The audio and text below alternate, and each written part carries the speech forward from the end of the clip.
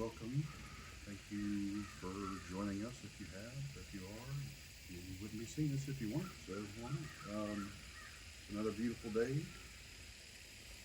Weather's nice, pretty. It's a little more humid than it's been the last couple of days, but it's still beautiful. And enjoying this beautiful weather. It's just on location. Yes, we're at an undisclosed, and I think we need to resonate a little bit more to get to that mic through this wind. Okay. But yes, we are at an undisclosed secret location for this Yeah. critical co-creation number 2. Co-creation number 2. We're calling it. And I want to talk a little bit about what you and I talked about last night about this. So originally we were thinking, well, we'll just record these and we'll put them on both of our channels. And that sounded fine, but then I think YouTube gets kind of weird about that. And so we'll put them on yours. And we didn't talk about names or anything. I mean, I was thinking initially, excuse me, I was thinking initially something along the lines of, from my perspective, being a former YouTuber that thinks about thumbnails and titles, it's two Southern boys talk about toast or talk about consciousness or talk about the tablets or whatever. And it was the contrast of that, the contrast of that would be interesting, right? But it was that'd be a funny idea, and that was really all that I had about it. And so when you posted it, and it said co-creation number 1, and I'm like, you know what?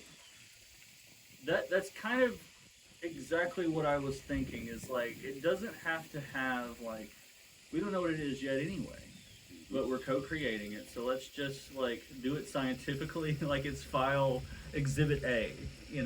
We have a strong sci-fi background, both of us, and it kind of those X-Files and all that good stuff that we used to watch and whatnot.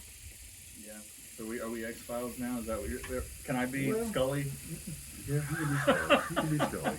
That's all right. I don't mind. Oh. Okay. Mulder. So I want to talk about what we're going to do today, which requires my glasses. This book is called Leaves of Gold. And by the way, we're intentionally showing you more of our background than our faces because it just doesn't matter. This book I found in a weird Airbnb cabin in Alabama a few months ago. And it was people stage the books that they think that we're gonna show people that we read, and that kind of thing. And it felt very staged. We just got all these from the thrift store. Yeah. But this was in a stack of magazines and the stuff that usually comes from that kind of stuff. And I started flipping through it, and it's a really cool book. It says Leaves of Gold, an anthology of prayers, memorable phrases, inspirational verse, and prose from the best authors of the world, both ancient and modern. Edited by Clyde Francis Little. And it starts, there's a little Bible verse there, Philippians 4:8. Whatsoever things are true, whatsoever things are honest, whatsoever things are just, whatsoever things are pure, whatsoever things are lovely, whatsoever things are of good report, think on these things. Think on these things. Think happy thoughts is what Peter Pan called it, I think. Anyway. But this book is just a collection. It doesn't adhere to any religion, or it pulls from all of them, modern philosophers, old philosophers. And so I thought it would be interesting to just at random, I want to start with you, have you just open the book at random, just pick a page without looking, and read the first thing your eye is immediately drawn to, whatever word or verse or whatever you feel. And then read that, and then we'll just talk about what we think that means. Sounds like a plan to me. I like it. I'm excited. Let's see where we are going to go.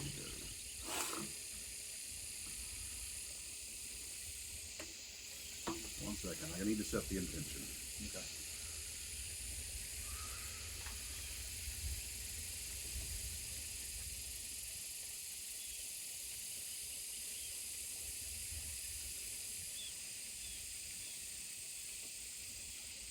All right, I've opened it to page 143. 143. Okay. Well, let's read this passage. Forgetting God. No man can be without his God, lowercase g. If he has not the true God to bless and sustain him, he will have some false God to delude and betray him. The psalmist knew this, and therefore he joined so closely, forgetting the name of our God and holding up our hands to some strange God. For every man has something in which he hopes, on which he leans, to which he retreats and retires, with which he fills up his thoughts empty spaces of time. When he is alone, when he lies sleepless on his bed, when he is not pressed with other thoughts, to which he betakes himself in sorrow or trouble as that from which he shall draw comfort and strength. His fortress, his citadel, his defense. He is not, and has not this good right to be called his God. Man has made to lean on the Creator, but if not on him, then he leans on the creature leans on the creature in one shape or another. The ivy cannot grow alone, it must twine around some support or another. If not the goodly oak, then the ragged thorn, round any dead stick whatsoever, rather than have no stay nor support at all. It is even so with the heart and affections of man. If they do not twine with God, they must twine around some meaner thing. Trench. I'm not sure who Trench is. Trench? Trench. Well, my phone's recording. Do you want to look up who Trench is? Because I want to see who this guy is.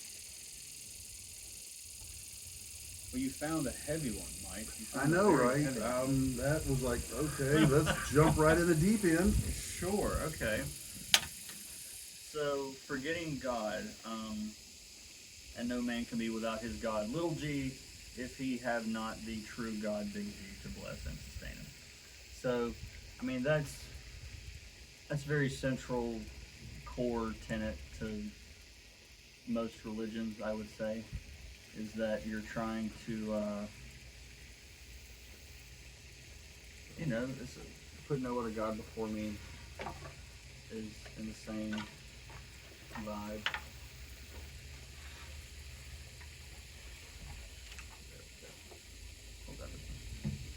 Well, I'm not finding, Philosopher's name Trench. Maybe this was like a 4chan post that snuck in there.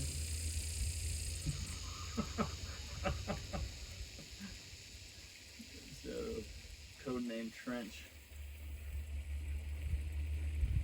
I've never heard that name. No, nothing. Google hasn't either. Trench. I put philosopher. Yeah. I put trench, and it gave me the definition of a ditch. But Right. Interesting. author? We don't have to know who he is. You could try author Trench and see what comes up. That's fascinating that nothing's coming up. I mean, there are a few passages here that are. There's a Richard Trench, Try that one. Archbishop, Anglican Archbishop and poet. That sounds like the guy. Yeah, that would be my guess. September 1807 through, died in 1886. Archbishop of Dublin. So, effectively, what he's saying to me is pretty plain. Is that if you're not scaffolding your life along, if you're not finding hooks that are like helping people and being true to yourself, being authentic, and like bringing people with you, and if that's that's the God angle on things, right? And if you're not doing something that aligns with that, then what are you building from? You know, Are you, is your vine growing in the brambles, you know, amongst the things that don't serve a higher purpose? Or, you know, and I don't mean we have to be, you know, a monk, you know, and meditating 24/7 and doing all the things that you think about monks doing. But they still have lives. I mean, if you read like the documentaries about monks and stuff, they have their joys. They still do the things. We in our Hollywood perception of a monk is a celibate sitting up there on the mountain cross-legged in a monastery or something, and that's not the case. But where was I going with that? It was we're just talking about what to anchor to. It's like, you know, what you're anchoring to if you're not anchoring to I would say a godly path according to this poem, but I would just say more of like a positive for humanity sort of plan. And like, yeah, doesn't matter the religion, it's the thought, the intent behind it that you should be guided by and anchor into. and I guess the other side of that, and what he's saying is like, you know, if you're finding success, let's say, and when I say monetary, when I say success, I mean like monetary worldly success, those kind of riches, what some people label as the only way to be rich, right? If you're building off of the backs of others, if you're building off of suppression of others, if you're building off of requiring fear from others in order to like for your machine to run,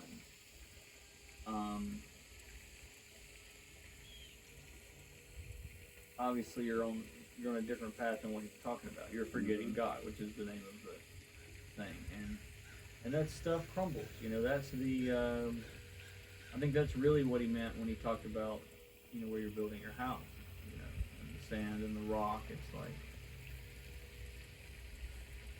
it's in that vein to me, you know.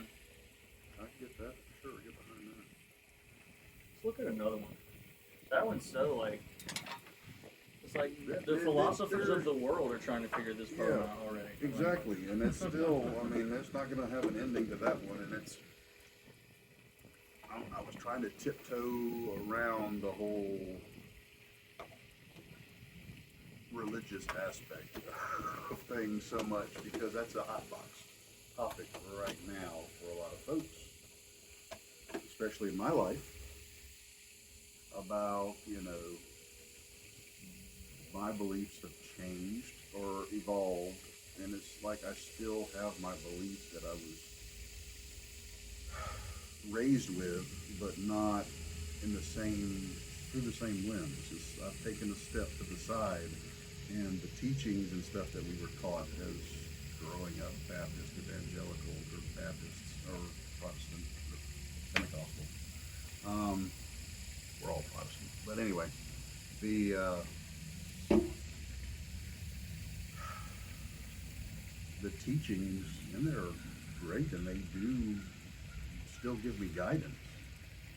I just feel like it's not exactly like it was presented to me. You know, there's a different lens looking at that cube, seeing the different sides on it, you know, because we've stepped this way, to the right or the left or whatever. And that's a touchy subject, and I jumped into it anyway. I'm sorry. All right. Let's pick another one. He is dead whose hand is not open wide to help the need of a human brother. He doubles the length of his lifelong ride who gives his hand to another. and 1,000,000,000 lives are his, who carries the world in his sympathies. To give is to live, to deny is to die. Gee. It's kind of like what I was saying. Yeah. A little more poetic than your words, Yeah, but it yes. was prettier. It was prettier. Flourish. Well, that was a nice little tie. Let's just look at how, see what comes up. 3 Gates by Beth Day. If I am tempted to reveal a tale someone to me has told, about another let it pass, before I speak 3 gates of gold. 3 narrow gates. First, is it true? Then, is it needful? In my mind give truthful answer, and the next is last and narrowest. Is it kind? And if to reach my lips at last it passes through these gateways 3, then I may tell the tale nor fear what the result of speech may be. Don't gossip.